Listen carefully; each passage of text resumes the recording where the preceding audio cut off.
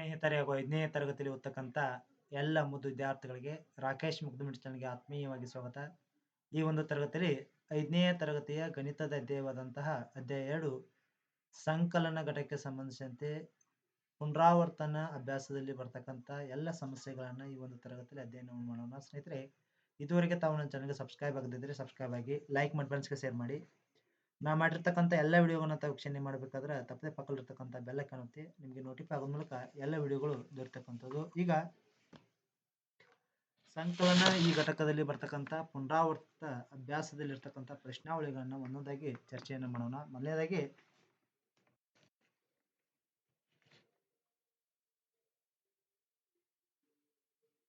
ಪುನರಾವರ್ತನ ಅಭ್ಯಾಸ. ಈ ಕೆಳಗಿನ ಸಂಖ್ಯೆಗಳನ್ನ ಕೂಡಿಸಿ.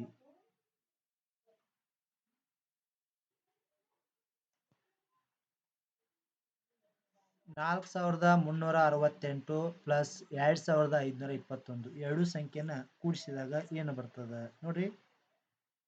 4368ರಲ್ಲಿ 2521 ಕೂಡಿಸೋಣ. ಕೂಡಿಸಿದಾಗ ಏನು ಬರ್ತದೆ ಉತ್ತರ. 8ರಲ್ಲಿ 1 ಕೂಡಿಸಿದಾಗ 9, 6ರಲ್ಲಿ 2 ಕೂಡಿಸಿದಾಗ 8, 3ರಲ್ಲಿ 5 ಕೂಡಿಸಿದಾಗ 8, 4ರಲ್ಲಿ 2 ಕೂಡಿಸಿದಾಗ 6, 6829 ಆಗ್ತದೆ. 6889 ಆಗ್ತದೆ.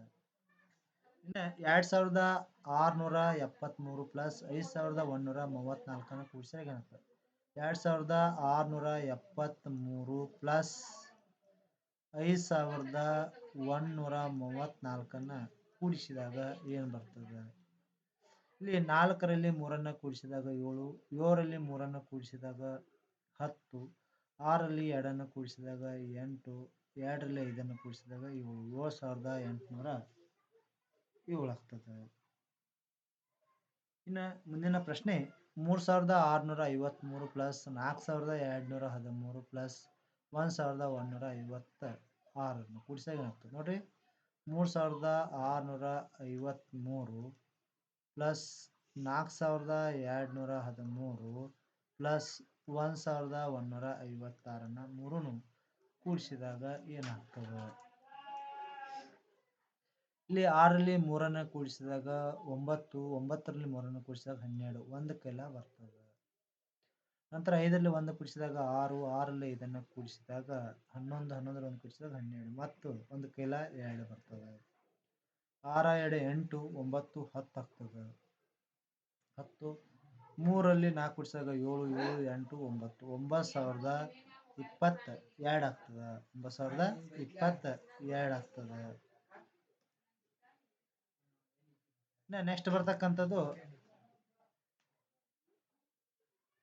1345 1345 ಪ್ಲಸ್ 2463 ಪ್ಲಸ್ 564 ಕೂಡಿಸಿದಾಗ ಏನಾಗ್ತದೆ.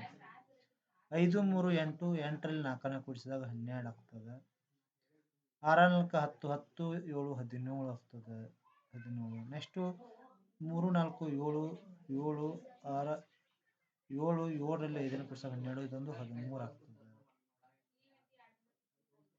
ಇನ್ನು 3, 4 ಆಗ್ತದೆ. 4372 ಆಗ್ತದೆ.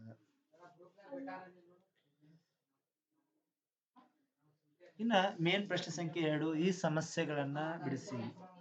ಸುಮತಿಯು ಸೋಮವಾರ 3672 ರೂಪಾಯಿ ಮತ್ತು ಮಂಗಳವಾರ 4678 ರೂಪಾಯಿಯನ್ನ ಬ್ಯಾಂಕ್ ಖಾತೆಯಲ್ಲಿ ಜಮಾ ಮಾಡಿದಳು.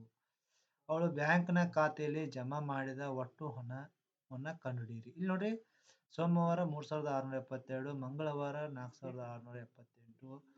ಹಂಗಾರೆ ಒಟ್ಟು ಬ್ಯಾಂಕ್ ಎಷ್ಟು ಜಮಾ ಮಾಡಿದ ಅನ್ಬೇಕಾರೆ ಎರಡನ್ನೂ ಕೂಡಿಸ್ಬೇಕು. ಅದಕ್ಕೆ ಹೇಳ್ತಾರೋ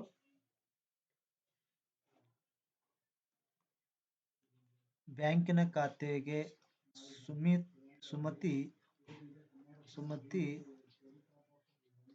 ಬ್ಯಾಂಕ್ ಖಾತೆಗೆ ಜಮಾ ಮಾಡಿದ ಒಟ್ಟು ಹಣ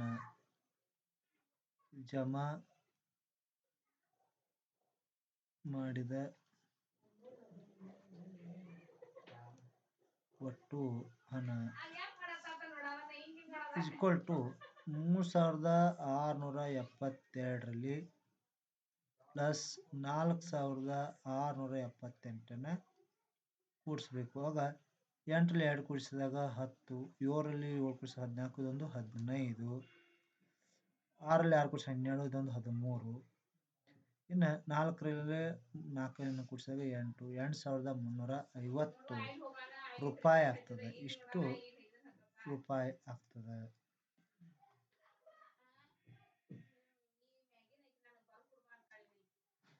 ಎರಡನೇ ಪ್ರಶ್ನೆ, ಒಂದು ಹಳ್ಳಿಯ ಜನಸಂಖ್ಯೆಯು 3389, ಇನ್ನೊಂದು ಹಳ್ಳಿಯ ಜನಸಂಖ್ಯೆಯು 4893. ಎರಡು ಹಳ್ಳಿಗಳ ಒಟ್ಟು ಜನಸಂಖ್ಯೆಯನ್ನು ಕಂಡುಹಿಡಿಯಿರಿ. ನೋಡ್ರಿ, ಎರಡು ಹಳ್ಳಿಗಳ ಒಟ್ಟು ಜನಸಂಖ್ಯೆ ಎಷ್ಟಾಗ್ತದೆ ಅಂದ್ರೆ, ಎರಡು ಹಳ್ಳಿಗಳ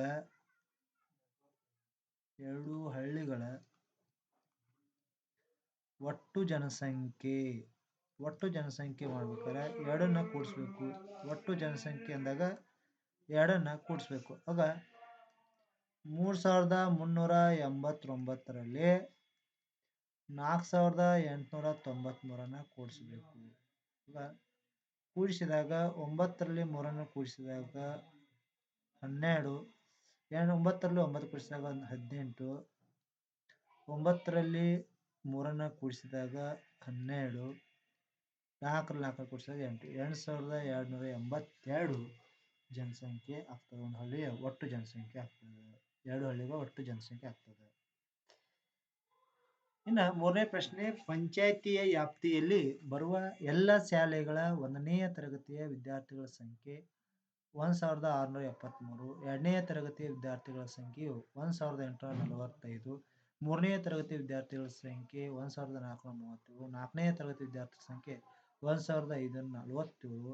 ಪಂಚಾಯತಿ ವ್ಯಾಪ್ತಿಯಲ್ಲಿ ಬರುವ ಎಲ್ಲ ವಿದ್ಯಾರ್ಥಿಗಳ ಒಟ್ಟು ಸಂಖ್ಯೆಯನ್ನು ಕಂಡುಹಿಡಿಯಬೇಕು. ಅಂದ್ರೆ ಇಲ್ಲಿ ಲೆಕ್ಕವನ್ನು ಬಿಡಿಸೋಣ. ಈಗ 1ನೇ ತರಗತಿ